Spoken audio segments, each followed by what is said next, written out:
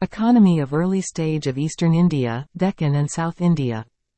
Eastern India. The economy of the early states in eastern India, particularly during ancient and medieval times, was characterized by a diverse range of economic activities. This region was home to several powerful kingdoms and empires, including the Maurya, Gupta, and Pala dynasties, each of which contributed to the economic development of the region. The economy was primarily agrarian, with agriculture being the mainstay of the people's livelihood. However, trade and commerce also played a significant role, especially in coastal regions and along river valleys. This paper will explore the various aspects of the economy of early Eastern India, focusing on agriculture, trade, urbanization, and technological advancements. Agriculture. Agriculture was the backbone of the economy in early Eastern India. The fertile plains of the Ganges and Brahmaputra rivers provided an ideal environment for agriculture, leading to the cultivation of a variety of crops. The main crops grown in the region included rice, wheat, barley, and pulses. The use of advanced irrigation techniques, such as the construction of canals and reservoirs, helped in increasing agricultural productivity. The Maurya Empire, under the rule of Emperor Ashoka, made significant contributions to agricultural development. Ashoka's reign saw the construction of irrigation systems and the promotion of agriculture through the distribution of seeds and agricultural implements. The Gupta Empire also supported agriculture, with the rulers providing land grants to farmers and encouraging the cultivation of cash crops like cotton and sugarcane. Trade and commerce. Trade and commerce flourished in early Eastern India, thanks to its strategic location along major trade routes. The region served as a gateway to Southeast Asia and was a hub for maritime trade. Coastal cities like Puri, Cuttack, and Chittagong emerged as important trade centers, dealing in goods such as spices, textiles, and precious stones. The Gupta period is often regarded as a golden age of trade in eastern India. The empire had extensive trade relations with other regions, including Central Asia, China, and the Mediterranean. The discovery of Roman coins in archaeological excavations in eastern India is a testament to the extent of trade during this period. Urbanization. Urbanization was another significant feature of the early Eastern Indian economy.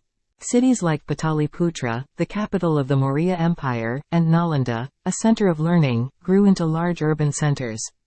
These cities served as administrative, cultural, and commercial hubs, attracting people from far and wide.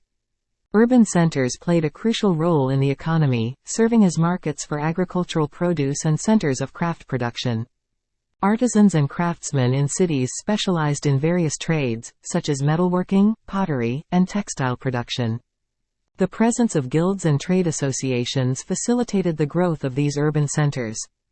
Technological advancements. Technological advancements played a crucial role in the economic development of early Eastern India. The region saw the development of advanced techniques in agriculture, such as the use of iron plows and improved irrigation systems. The use of iron tools and implements revolutionized agriculture, leading to increased productivity. In addition to agriculture, technological advancements were also seen in other fields. The Gupta period, in particular, witnessed significant progress in the fields of mathematics, astronomy, and medicine. Scholars like Aryabhata and Varahamihira made pioneering contributions in these fields, which had a profound impact on the overall development of the region. Deccan. The early state of Deccan, encompassing the region of present-day southern India, has a rich and complex economic history. From the ancient period to the medieval era, the economy of the Deccan was shaped by factors such as geographical features, trade networks, agriculture, industries, and political developments. This essay will delve into the various aspects of the economy of the early state of Deccan, focusing on its key characteristics and evolution. Geographical features and agriculture. The Deccan Plateau is characterized by its rugged terrain, which influenced agricultural practices. The region's economy was primarily agrarian, with farmers cultivating crops such as rice, millet, pulses, and cotton. The plateau's volcanic soil was fertile, supporting agriculture. The Deccan's rivers, including the Godavari, Krishna, and Tungabhadra, facilitated irrigation through the construction of dams and canals, further enhancing agricultural productivity. Trade and commerce. The Deccan was strategically located at the crossroads of trade routes connecting northern India with the southern regions and the western coast. Trade flourished, with commodities such as spices, textiles, gems, and metals being exchanged.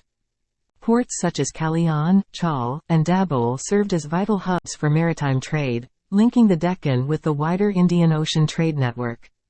The Deccan also had overland trade routes, connecting it with regions such as Gujarat, Malwa, and Bengal. Urban centers and industries. Urban centers in the Deccan, such as Vijayanagara, Warangal, and Golconda, played crucial roles in the region's economy. These cities were not only administrative and political centers but also hubs for trade and industry. Vijayanagara, for instance, was renowned for its thriving markets and skilled artisans. The Deccan also had a vibrant textile industry, producing high-quality cotton fabrics that were in demand both locally and internationally.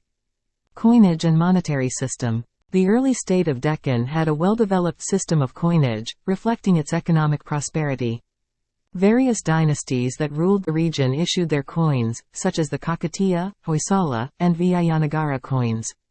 These coins were made of gold, silver, and copper and were used for trade and commerce, indicating the sophistication of the region's monetary system. Cultural and religious influences. Cultural and religious factors also influenced the economy of the Deccan. Temples and monasteries served as centers of economic activity, with vast landholdings and control over resources. The patronage of rulers and wealthy elites contributed to the flourishing of arts, crafts, and architecture, further stimulating the economy. Decline and legacy. Despite its prosperity, the early state of Deccan faced challenges such as invasions, political instability, and ecological changes. The decline of the Vijayanagara Empire in the 16th century marked a turning point in the region's history, leading to the emergence of new powers such as the Bahmani Sultanate and the Qutbi Shahi dynasty.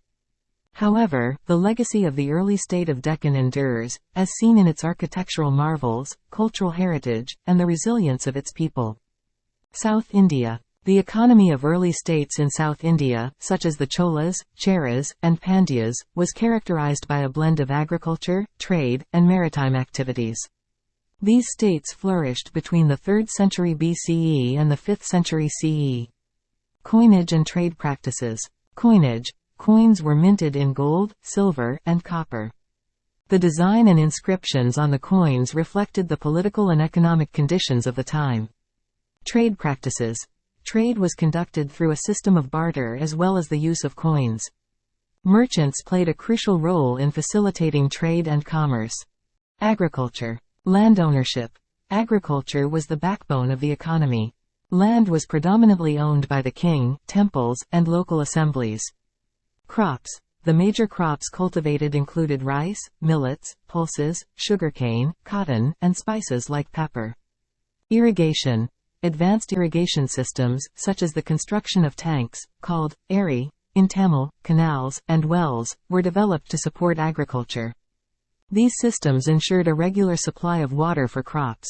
Land revenue. The state collected taxes, known as land revenue, from cultivators. The revenue was either a fixed portion of the produce or a fixed amount based on the extent of land cultivated. Trade. Inland trade. There was an extensive network of trade routes connecting different regions within South India and beyond. Trade was facilitated by the construction of roads and waterways. Overseas trade. South India had flourishing trade relations with foreign countries such as Rome, Egypt, China, and Southeast Asian countries. Ports like Kavarapattanam, Musiri, Tandi, and Arikamedu were significant hubs for maritime trade. Maritime activities. Shipbuilding. South India was renowned for its advanced shipbuilding technology. Ships called Manthadu were used for maritime trade. Navigation. South Indian sailors were skilled in navigation and used the monsoon winds to travel to various destinations, including Southeast Asia and the Middle East. Trade goods. South India exported spices, precious stones, textiles, and other luxury goods and imported gold, silver, horses, and exotic items. Artisans and guilds. Craftsmanship. Skilled artisans were involved in crafting pottery, metalwork, jewelry, and textiles. They produced high-quality goods that were in demand both locally and internationally. Guilds. Artisans organized themselves into guilds to regulate production, prices, and quality standards. Impact of religion. Temples. Temples played a significant role in the economy as they were not only religious centers but also economic and administrative hubs. They owned vast tracts of land and were involved in trade and commerce. Social structure and economy. Feudal system. The economy was characterized by a feudal system, with the king at the top, followed by nobles, priests, artisans, and farmers. Caste system. The caste system influenced economic activities, with each caste specializing in certain occupations. However, there was also mobility between castes based on one's occupation and wealth.